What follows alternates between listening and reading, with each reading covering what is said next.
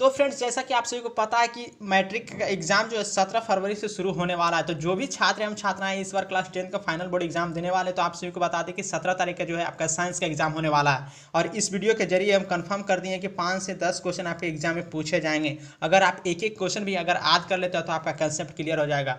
आपको रटना नहीं है दोस्तों, सिर्फ एक एक क्वेश्चन को ध्यानपूर्वक देखिए, आपका कंसेप्ट क्लियर हो जाएगा कि इसका आंसर ये होने वाला है। तो आइए दोस्तों वीडियो को स्टार्ट करते हैं, लेकिन उससे पहले आप सभी को बता दें, इस चैनल पर पहली बार जुड़े हैं तो चैनल को सब्सक्राइब करें, लाइक करें और अपने दोस्तों के साथ शेयर जरूर करें। देखिए दोस्तों, पहला नंबर प्रश्न बोला गया है, गर्म जल प्राप्त करने के लिए हम सौर जल तापक का उपयोग किस दिन नहीं कर सकते हैं?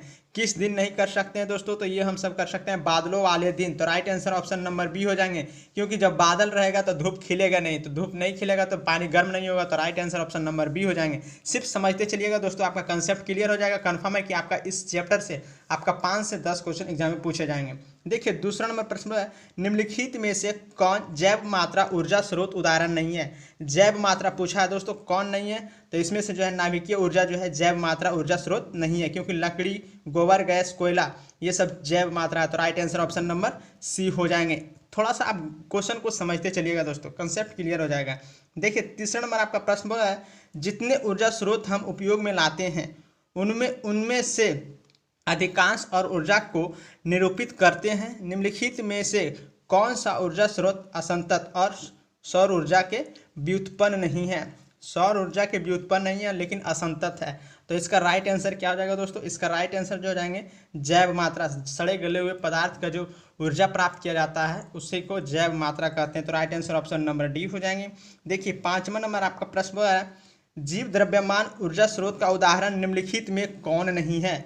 जीव द्रव्यमान पूछा है दोस्तों, ऊर्जा स्रोत का उदाहरण कौन नहीं है? तो इसका राइट आंसर जो हो जाएंगे नाभिकीय ऊर्जा। तो right answer option number C हो जाएंगे। आप एक एक क्वेश्चन को गौर से समझिएगा दोस्तों, कंसेप्ट क्लियर हो जाएगा, क्योंकि इसी से आपका एग्जाम में क्वेश्चन पूछा जाएगा। देखिए छठा नंबर प्रश्न बोला गया है, पवन विद्युत जनरेटर में पवन की चाल कम से कम होनी चाहिए। दोस्तों आप सभी को बता दें, पवन की जो चाल है कम से कम कितना होना चाहिए? कम से कम जो होना चाहिए 15 किलोमीटर पर घंटा। तो right answer option number A हो जाएंगे, 15 किलोमीटर पर आवर। देखिए सातवां नंबर आपका प्रश्न बोला जा रहा है, प्रकृति में पृथ्वी पर ऊर्जा का मुख्य स्रोत है। जी हाँ दोस्तों, नेचुरल में पूछा गया है पृथ्वी पर ऊर्जा का मुख्य स्रोत क्या है? तो ऊर्जा का जो मुख्य स्रोत है दोस्तों सौर ऊर्जा है। कौन ऊर्जा है? सूर्य ऊर्जा। तो right answer option number B हो जाएंगे, जिसको हम सब कहते हैं सौर ऊर्जा। देखिए आगे देख लेते हैं। आठवां नंबर आपका प्रश्न बोला है, नाभिकीय ऊर्जा प्राप्त करने हेतु आवश्यक है। नाभिकीय ऊर्जा प्राप्त करने के लिए पूछा गया है, तो इसका राइट आंसर जो हो जाएंगे यूरेनियम। क्या है? यूरेनियम। आगे देख लेते हैं। देखिए 9वां नंबर आपका प्रश्न पूछा गया है, निम्नलिखित में से कौन नवीकरणीय ऊर्जा स्रोत का उदाहरण है?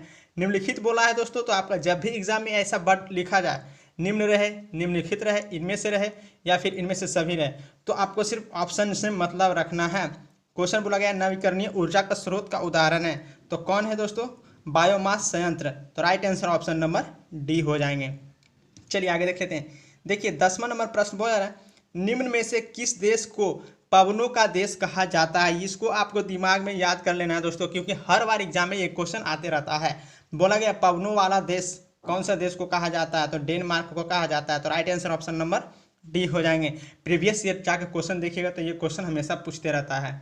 11वां प्रश्न है, नरौरा नाभिकीय विद्युत संयंत्र किस राज्य में स्थित है?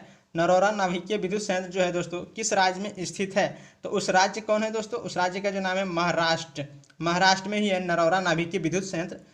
चलिए आगे देख लेते हैं। 12 नंबर आपका प्रश्न बोला जा रहा है, निम्न में से किसका उपयोग खाना बनाने वाले ईंधन के रूप में नहीं किया जाता है?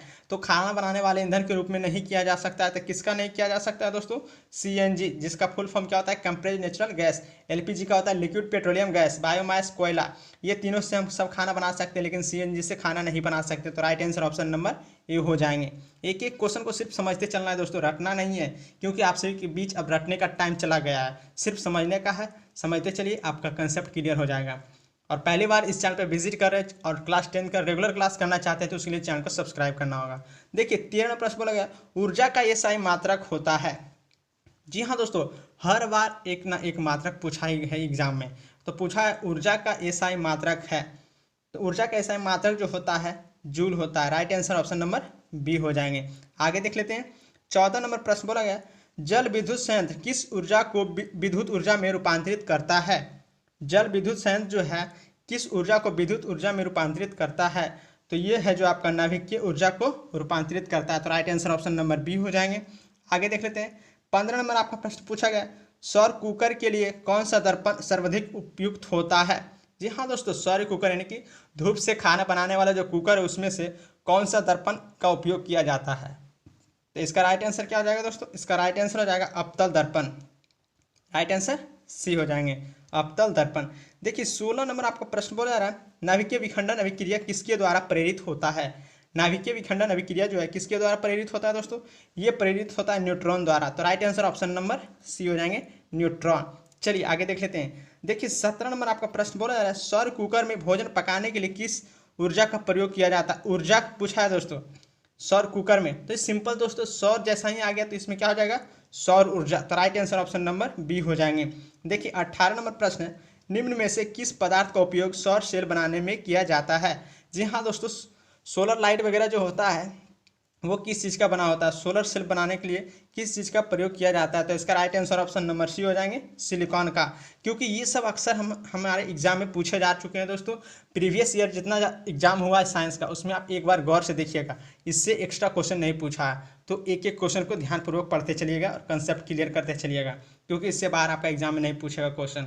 देखिए 19 नंबर प्रश्न बोला गया, सोलर कुकर में प्रयुक्त बर्तन प्राय निम्न में से किस रंग से पेंटेड होते हैं? यानी कि पेंट किया हुआ रहता है। तो इसका राइट आंसर कौन सा कलर हो जाएगा दोस्तों? काला रंग, क्योंकि काला रंग जो है सूर्य के प्रकाश को ऑब्जर्व करता है।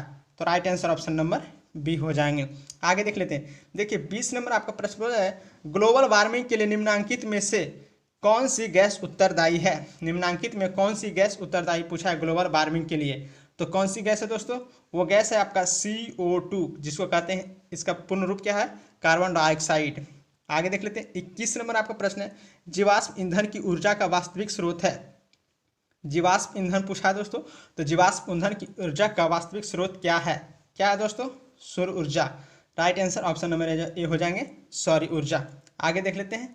22वां प्रश्न है, सौर जल ऊष्मक का उपयोग गर्म पानी पीने के लिए नहीं किया जा सकता है?